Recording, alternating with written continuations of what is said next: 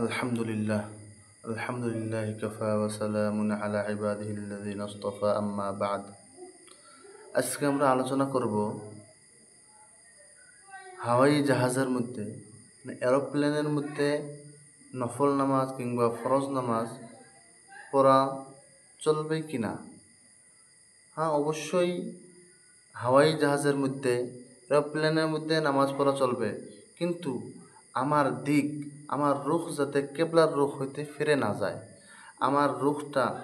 আমার দিকটা কেবলা রুখ হয়েছে কি না, তার কারণ কেবলা রুখ হওয়াটা হলো ফরজ। আমাদের মধ্যে কেবলা রুখ হওয়াটা হলো ফরজ। এইটা যদি আমার খেয়াল না থাকে তাহলে আমার নামাজ হবে না, নামাজ ফাসিদ হয়ে যাবে। আর যদি আমার কেবলার রুখ ঠিক থাকে তাহলে আমার নামাজ এরোপ্লেনের মধ্যে হয়ে যাবে। কারণ ইসলামের মধ্যে শরীয়তে মুতাহহারার মধ্যে আল্লাহ রাব্বুল আলামিন শুধু কাবা শরীফকেই কেবলা বলেন নাই। কাবা শরীফের উপর থেকে নিয়ে, জমিন থেকে নিয়ে, কাবা শরীফ থেকে নিয়ে আসমান পর্যন্ত যতক্ষণ আসমানি ফিজা আছে, এই সমস্ত ফিজাকে আল্লাহ রাব্বুল আলামিন আমাদের জন্য কেবলা বানিয়ে দিয়েছেন।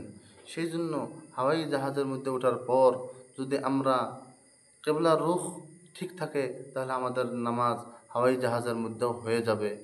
আর সেই হাওয়াই জাহাজের মধ্যে যদি আমাদের দিক ঠিক করতে না পারি, রুখ ঠিক করতে না পারি, তাহলে আমরা তাহারি করে নেব। আর এই জামানার মধ্যে তো আমাদের জন্য সহজ হয়ে গেছে কম্পোজ যেগুলো পাওয়া যায় নামাজের দিক ঠিক করার জন্য। যেগুলো কম্পোজ পাওয়া যায়, ওই কম্পোজ ব্যবহার করে আমরা দিক ঠিক করে নিতে পারবো, কোনটা কেবলা ঠিক করে নিতে পারবো। সেই জন্য আমাদের জন্য এই জামানার মধ্যে অতি সহজ হয়ে গেছে। আমরা কম্পোজ ব্যবহার করেও আমরা নামাজকে আদায় করে নিতে পারবো।